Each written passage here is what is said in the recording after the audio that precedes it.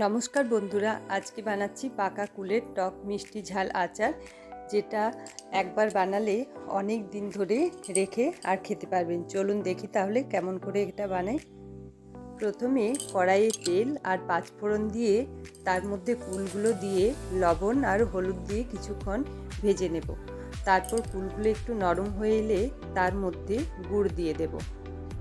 এদিকে প্যানের মধ্যে মেথি, মৌরি, জিরে আর শুকনো লঙ্কা ভেজে একটি শুকনো মশলা বানিয়ে নেব।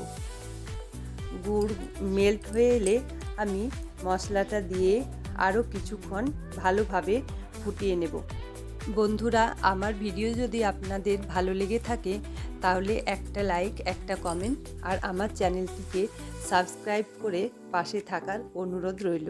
দেখুন কেমন সুন্দর হয়েছে দেখতে। এই জল ছাড়া কুলের আচার আপনারা অনেক দিন রেখে খেতে পারবেন।